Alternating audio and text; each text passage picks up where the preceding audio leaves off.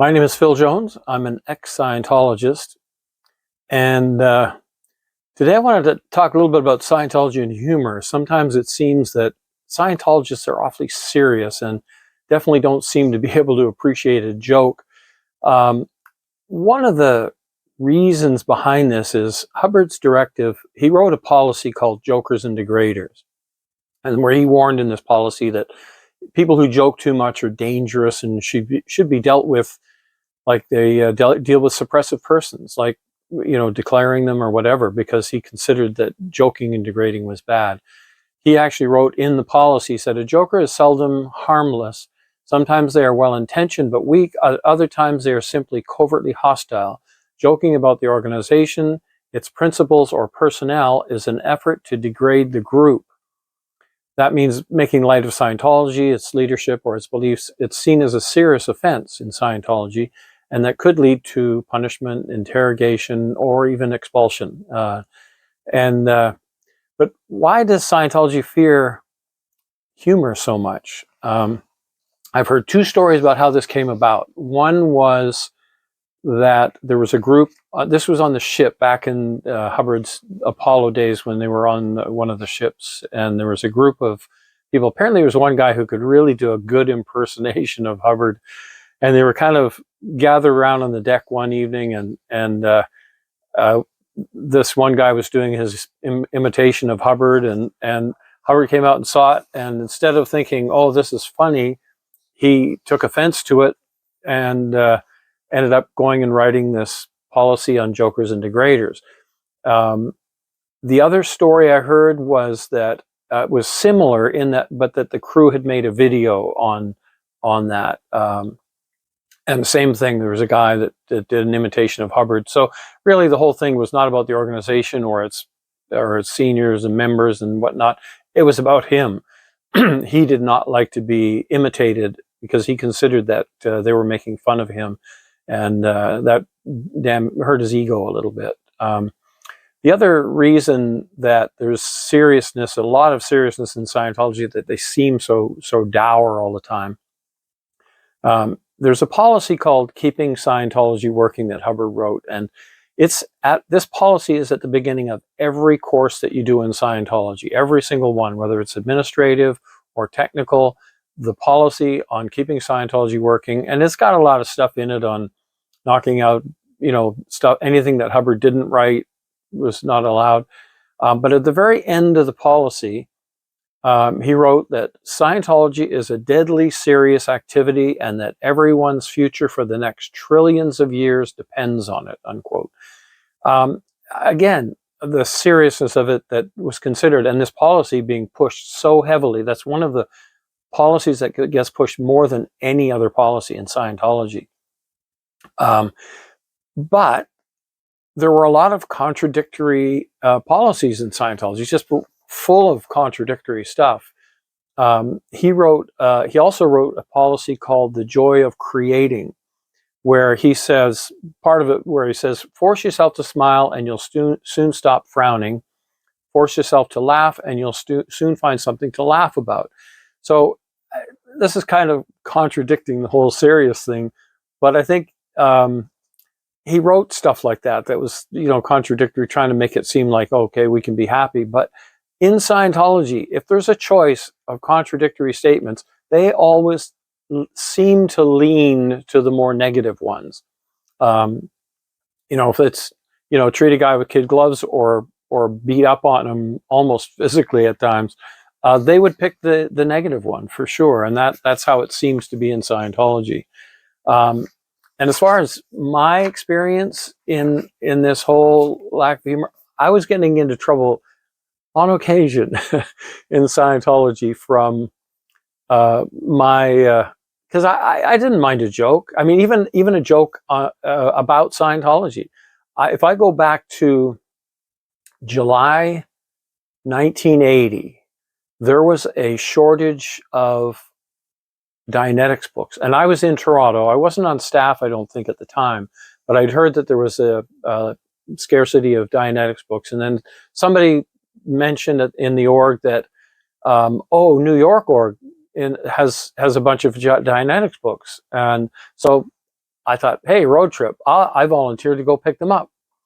So anyway, they gave me a pocket full of cash, and I got in the car and I drove to New York, and anyway, I arrived there, asked around where the books were, and they go, well, what books? We don't have any Dianetics books. We're out just Lake Toronto org. And there were no books. I didn't know what to do at the time. So I thought, I'd made the drive. I was in New York City. Let me see what I can find out. So I asked around, poked around, and then finally I found a guy. Not even Scientology, not even any real connection to Scientology. Somebody said this guy has a warehouse with some Dianetics books in it.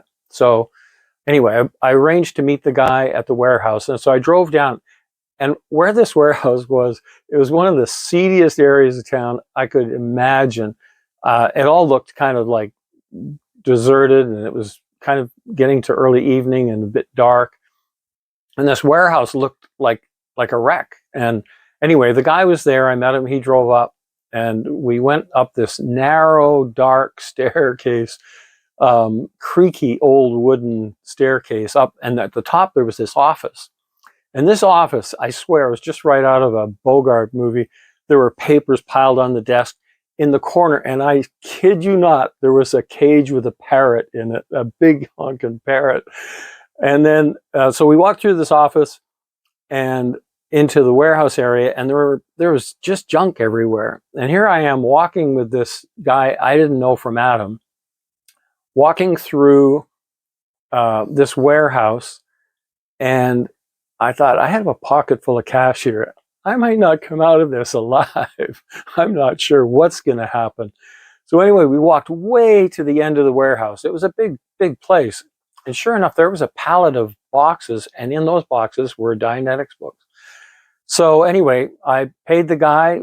He helped me bring them all down to the car. I loaded up the trunk, the back seat, the front seat. The car was just packed with boxes.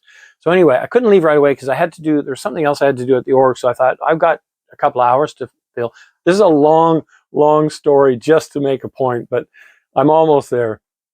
Anyway, there was one movie that fit the time frame that that I needed.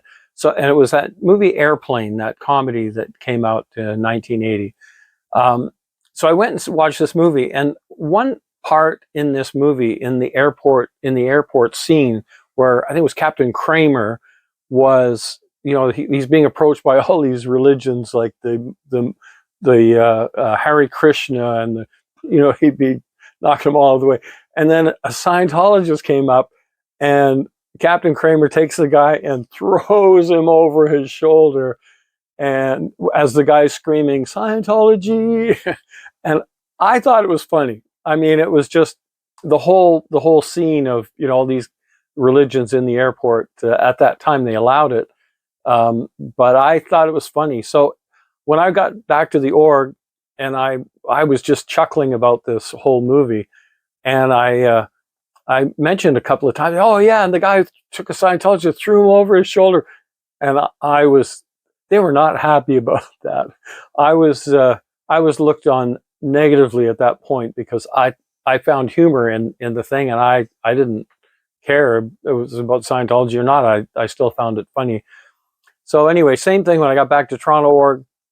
I learned very quickly that continuing that bit of humor, what I considered humor, was probably not a good idea. So I didn't continue it. But that's when I first learned about the whole thing about Scientology and humor, and that they just don't like it. They just don't like humor at all. And I think that's all I had on my notes. So this can be a short little video.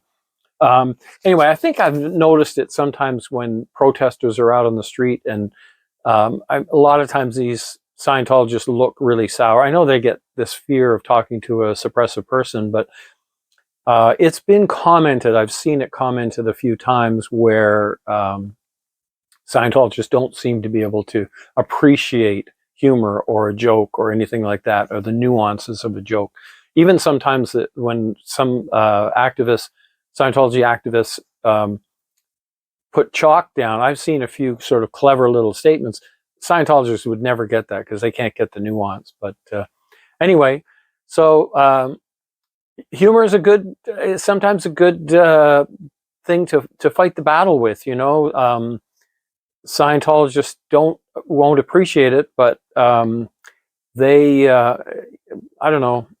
We got to stay light a little bit. You know, I don't want to have a deadly serious activity and trying to expose Scientology all the time, even though there is a lot of seriousness in it. Let's try to stay light on it, and at times at least, and try to get a little bit of humor out of the deal.